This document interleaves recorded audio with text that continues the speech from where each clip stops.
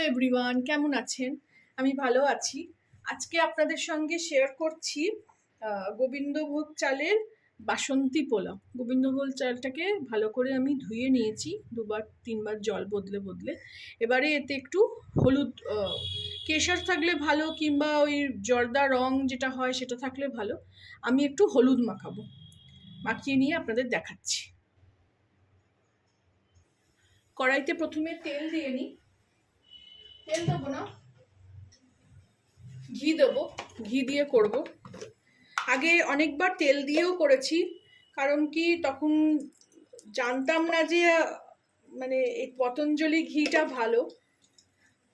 কোনো ঘি তখন সহ্য হতো না, খেলেই গ্যাস হয়ে যেত।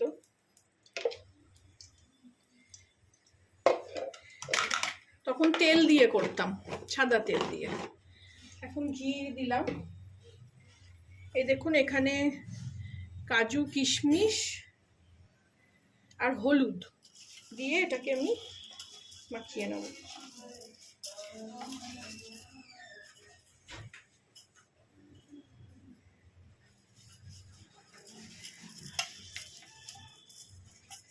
এইভাবে আমি মাখিয়ে নিলাম, হলুদ দিয়ে কাজু কিশমিশ দিয়ে।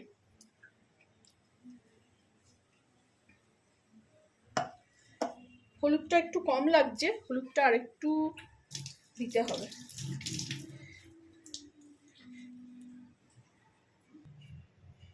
দেখুন, আর একটু হলুদ দিলাম, দিয়ে এরকম মাখিয়ে নিলাম এটাকে। এবার ঘিটা গরম হয়ে গেছে। ঘিতে আমি গোটা গরম মশলা,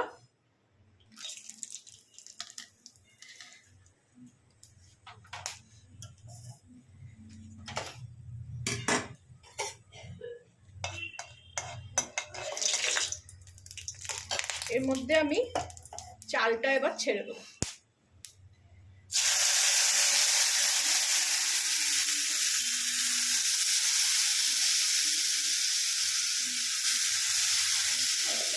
সব থেকে ভালো হয় ওই জর্দা রংটা দিলে, মানে ফুড কালার।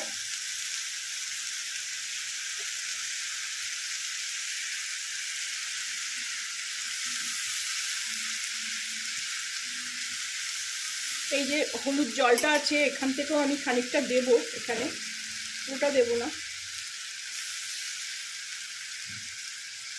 আগে ভাতটা একটু ভাজি, তারপরে এখান থেকে একটু, হয়তো বাসন্তী কালারের আর বাসন্তী হবে না।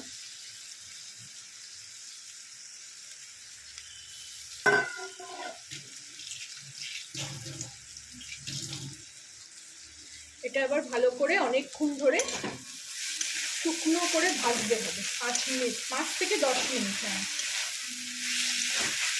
ছেলে এটা করতে খুব ভালো পারে। বললাম ওকে যে তুই কর এটা, ও বললো না তুমি করো। এটা একটু মানে সাবধানে করতে হবে, নয়তো এই খুন্তির গায়ে চাল লেগে থাকলে না, সেটা পড়ে যায়।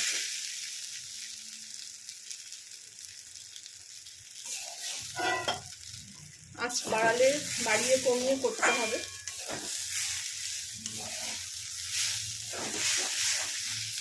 এদিকে আমি একটু জলও গরম করে নিয়েছি।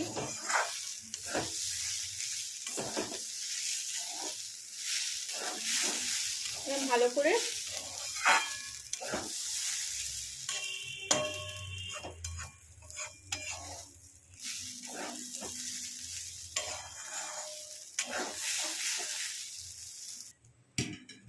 এটা যে এই জল জল ব্যাপারটা আছে, এটা ভাজতে ভাজতে একদম এটা শুকিয়ে যাবে, তারপরেই জল দেওয়া যাবে। আমি এখানে এই সময় একটু হলুদ রং দিয়ে দিই যতক্ষণ ভাজা হচ্ছে, তাহলে জলটা টেনে নেবে।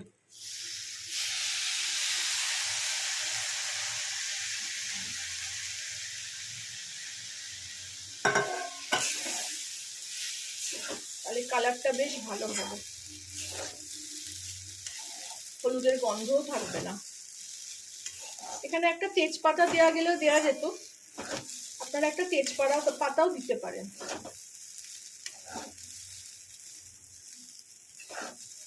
এইভাবে আমি ভালো করে ভেজে নিয়ে ফেরত আসছি। এই দেখুন একদম এরকম ঝরঝরে হয়ে গেল ভাজতে ভাজতে, জলটা একদম শুকিয়ে যাওয়ার ব্যাপার।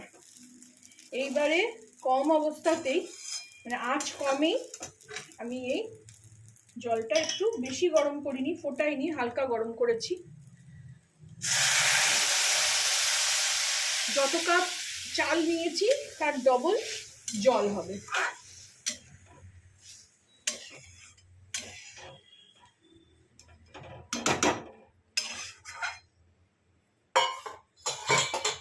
এইবার এখানে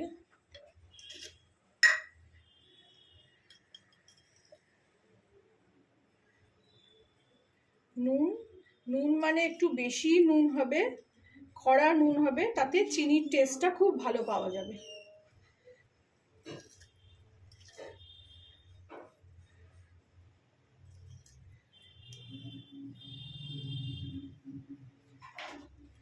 এবার চিনিটা দেবো।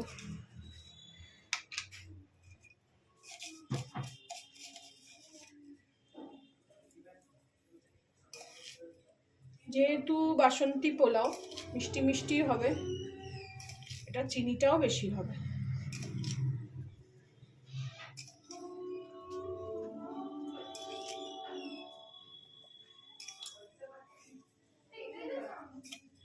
মোটামুটি এই ছোট চামচে 8 সাড়ে 8 চামচ মতন আমি চিনি দিলাম।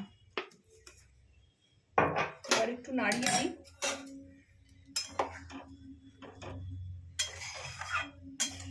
দেখুন চাল অলরেডি ওপরে এসে গেছে। একটু টেস্ট করে দেখতে হবে, তাহলে আর একটু নুন চিনি লাগবে, মানে দিতে হবে। জলটা টেস্ট করলেই যথেষ্ট। ফোটা শুরু হয়ে গেছে।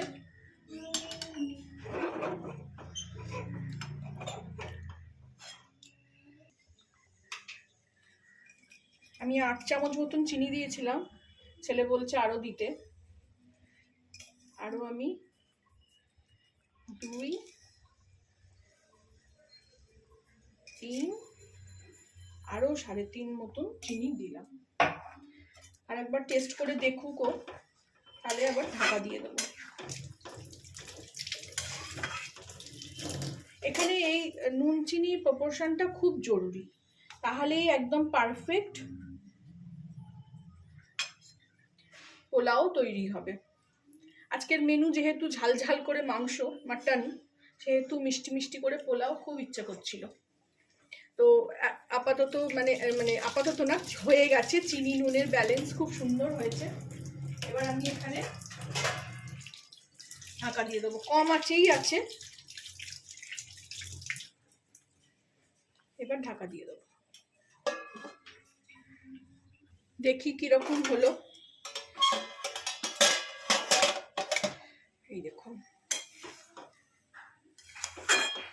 কি সুন্দর কালার হয়েছে।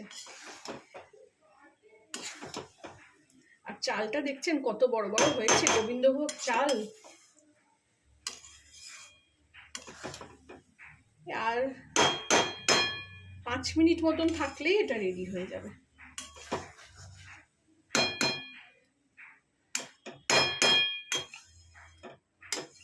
এই খুন্তির চালগুলো যদি আমি ঝেড়ে না দিই, তাহলে খুন্তির চালগুলো আবার কাঁচা থেকে যাবে। আর কড়াই নোংরা হোক নোংরা থাকুক আমার পছন্দ না, আপনারা জানেন। একটু ঢেকে দিই, 2-3 মিনিট থাকবে, তারপরে ফিরছি। ফিরে আসলাম। এই দেখুন একদম রেডি হয়ে গেছে। আপনারাও এইভাবে বানাবেন, খাবেন। অনেকেই জানেন, করেন বাড়িতে পোলাও এরকম, কিন্তু আমি যেভাবে দেখালাম, করলাম, যেটা আমি শেয়ার করলাম, যেভাবে আমি করি, সেরকমভাবে বানাবেন, খাবেন, আমাকে জানাবেন কেমন লাগলো। ভালো লাগলে আমার চ্যানেলটাকে একটা লাইক, শেয়ার এন্ড সাবস্ক্রাইব করে দেবেন।